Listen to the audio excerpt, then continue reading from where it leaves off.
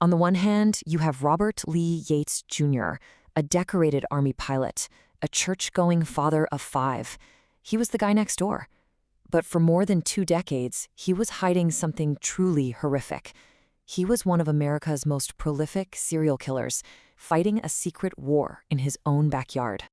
Okay, so picture this. It's 2014, and Robert Yates is locked away for good. I mean, he's serving a 408-year sentence plus a death sentence. He is never, ever getting out. So you've got to wonder, why in the world was he still fighting in court over a tiny little legal technicality? Well, the answer to that really shows you just how unbelievable this whole story is. And that's exactly where we're going to jump in, because this totally bizarre legal fight, well, it's the perfect window into just how twisted this case truly is.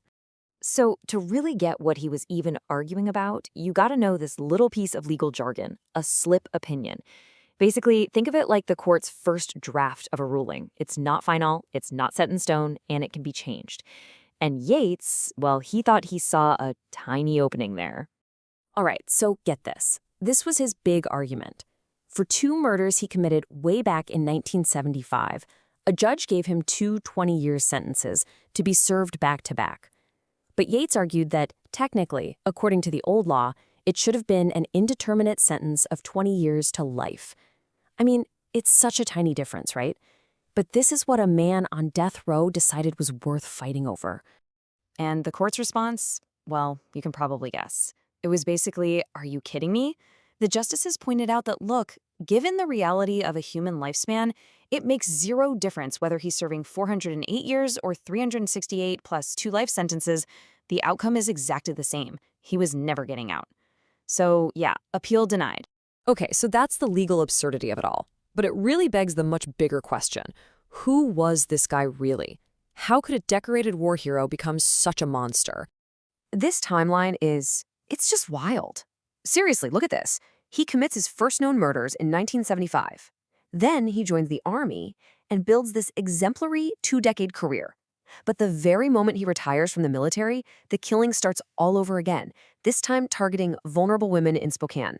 And this right here, this really shows the 2 completely different people living in one body. On the one hand, you've got the hero, a master aviator with a chest full of medals, called a true professional. And on the other, you have the monster, the grocery bag killer, a name he got for the absolutely horrifying signature he left at his crime scene. And his cover was just being normal. An average guy in an average house in an average suburb. He was a husband, he had 5 kids, he went to church, he'd tell his wife he was going on hunting trips. And in a way, he was. Just not for animals. He was literally the monster next door, and absolutely no one had a clue. So how does a guy like this, someone who's gotten away with it for decades, finally get caught? Well, that brings us to the investigation. The first real crack in the case came down to one single detail. Witnesses saw one of his youngest victims, a 16-year-old girl named Jennifer Joseph, get into a white Corvette. That's it. That one car. And that one lead was the thread that would eventually unravel his entire secret life. This next part is just bone-chilling. A woman who actually survived his attack, Christine Smith, remembered asking him straight up if he was the serial killer preying on local women. And this quote, this was his answer. He used his respectable identity, the family man, the National Guard pilot, as a weapon to make his victims feel safe, right before he attacked. So once the police found that Corvette, it was like a domino effect of evidence. Everything started falling into place. Carpet fibers from inside the car were a dead ringer for fibers from the crime scene.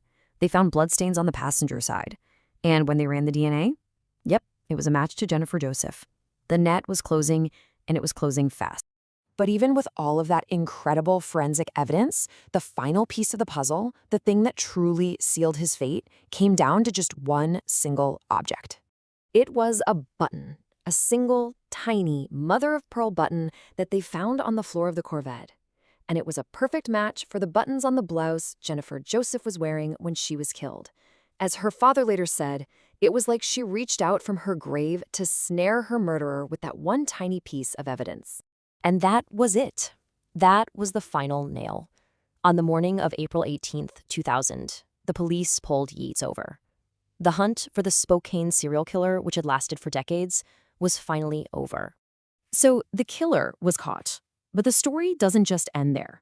Because now you have to ask, what does justice even look like after so much devastation? And how does an entire community begin to recover? Well, for Yates, it was a two-part process. He faced justice in 2 different counties. In Spokane, he cut a deal. He confessed to 13 murders to take the death penalty off the table. And in return, he got that 408-year sentence. But Pierce County, they weren't making any deals. For the 2 murders he committed there, they pursued the death penalty, and they won. So for years, Yates sat on death row, going through the appeals process. But then came the final twist. In 2018, the Washington Supreme Court ruled that the state's death penalty was unconstitutional. And just like that, Yates' death sentence was commuted to life in prison, which is where he remains today. The capture of Robert Yates was a massive wake-up call for the city of Spokane. It forced them to confront how a predator could hunt their most vulnerable citizens for so long. And in response, they made sweeping changes. More police patrols, sure, but also street outreach teams that paired cops with social workers, new safe houses, and way more collaboration with advocacy groups to protect people at risk. And this quote from Lynn Everson, a social worker who actually knew many of the victims, it just cuts right to the heart of it all. She reminds us that these women were not just statistics. They were individuals pushed to the margins, often coming from painful backgrounds, who didn't have a lot of other choices. They were courageous, and they were targeted for their vulnerability.